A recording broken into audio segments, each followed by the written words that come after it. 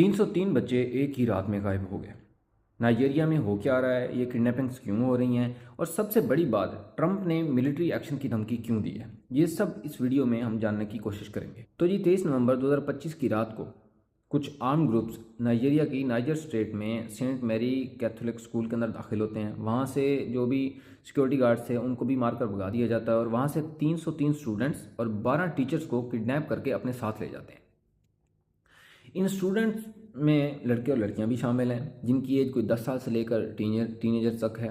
इनमें से कोई 50 एक तो भागकर किसी न किसी तरह अपने वालिदैन के पास वापस आ गए हैं, लेकिन बाकी 253 यानी 253 स्टूडेंट्स और 12 टीचर्स अभी भी इनके कब्ज़े में हैं। और ये कोई पहली बार नहीं हुआ, कुछ दिन पहले भी इसी तरह 25 स्टूडेंट्स को किडनैप किया गया था। ये सब सुनकर आपको 2014 का चिबोक गर्ल्स केस याद आया होगा, जिसमें 276 स्कूल गर्ल्स को किडनैप कर लिया गया था। और फिर पूरी दुनिया में इस पर ट्रेंड चला, पूरी दुनिया के न्यूज़ चैनल्स ने इसको कवरेज भी दी। इस पर मिशेल ओबामा ने भी प्ले कार्ड उठाए हुए अपना वाइट हाउस से, और बाकी सेलिब्रिटीज़ ने भी पोस्ट वगैरह की।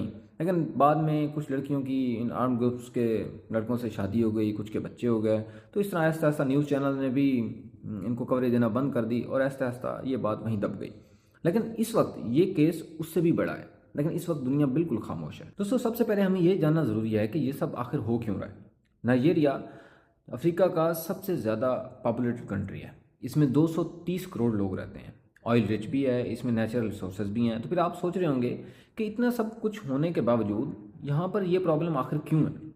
दोस्तों, इसकी सबसे बड़ी 3 रीज़न है। सबसे पहली रीज़न एक्सट्रीम पॉवर्टी, यानी यहाँ पर बहुत ही ज़्यादा गुर्बत है। नाइजीरिया का ये नॉर्दर्न साइड, ये नॉर्दर्न नाइजीरिया जहाँ पर ये सब कुछ हो रहा है, ये किडनैपिंग्स हो रही हैं, वहाँ पर बहुत ही ज़्यादा गुर्बत है। कोई जॉब्स नहीं है, एजुकेशन नहीं है वहाँ पर, ना ही कोई फ्यूचर है। इसकी दूसरी वजह वीक गवर्नमेंट। यहाँ पर इस नॉर्दर्न एरिया में, इस नॉर्दर्न नाइजीरिया में गवर्नमेंट का कोई कंट्रोल नहीं रहा। अब वहाँ पर अब हर जगह मिलिट्री और पुलिस नहीं पहुँच सकती। इसकी तीसरी और मेन रीज़न है कि ये अब एक बिजनेस मॉडल बन चुका है। वहाँ पे जितने भी ये आर्म ग्रुप्स हैं उनको अब ये बहुत ही आसान लगता है कि वो स्कूल्स को टारगेट करते हैं, क्योंकि वहाँ पर हंड्रेड्स ऑफ स्टूडेंट्स एक ही साथ उनको इजी टारगेट मिल जाते हैं। उनको किडनैप करते हैं, किडनैप करके गवर्नमेंट और उनके पेरेंट्स से रैंसम की यानी युवा बरतमान की डिमांड करते हैं, और फिर वो मोस्टली गवर्नमेंट और पेरेंट्स उनको मिलियंस ऑफ डॉलर्स पे भी करते हैं, और फिर वो बच्चों को रिलीज़ कर देते हैं। बस इसी तरह ये फिर रिपीट होता रहता है। उनको ये बहुत ही, और उनकी देखा देखी में और भी बहुत सारे इसी तरह ग्रुप्स बन गए हैं। इस पर डोनाल्ड ट्रंप ने कहा कि अगर नाइजीरियन गवर्नमेंट इन किडनैपिंग्स को नहीं रोक सकती तो इस पर अमेरिका मिलिट्री एक्शन लेगा। दोस्तों, सुनने में तो बहुत अच्छा लगता है, हीरो जैसा लगता है कि मिलिट्री एक्शन होगा, बच्चों को बचाया जाएगा, लेकिन इसकी रियलिटी को इग्नोर किया जा रहा है। इसके पीछे 2-3 प्रॉब्लम्स हैं। पहली प्रॉब्लम तो ये है कि नाइजीरिया एक सॉवरेन कंट्री है, उस पर ये मिलिट्री एक्शन एक इन्वेजन होगा, इस पर अमेरिका का मिलिट्री एक्शन कोई हक ही नहीं बनता। दूसरी प्रॉब्लम ये है कि इससे बच्चे भी खतरे में आ जाएंगे। जब उन पर मिलिट्री रेड की जाएगी किडनैपर्स पर, तो जाहिर है वो बच्चों को ह्यूमन शील्ड के तौर पर इस्तेमाल करेंगे, तो इससे फिर कैजुअल्टीज़ भी हो सकती हैं। इसकी तीसरी और मेन जो रूट काज है वो ये है कि अगर उन किडनैपर्स को मार भी दिया जाता है तो उसके बदले फिर और किडनैपर्स आ जाएंगे। उससे कोई जो वहाँ की नाइजीरियन गवर्नमेंट है, वीक गवर्नमेंट, वो तो नहीं सुधरेगी, ना ही वहाँ पे जो अनएम्प्लॉयमेंट है वो ख़त्म होगी।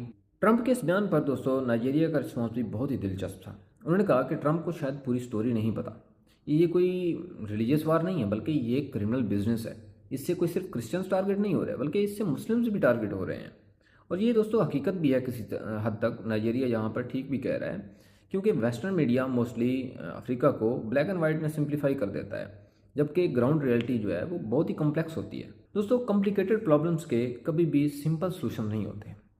ट्रंप की धमकी सुनने में तो बहुत अच्छी लगती है, हीरो वाली फीलिंग्स आती हैं, लेकिन इससे प्रॉब्लम कभी भी सॉल्व नहीं होगी।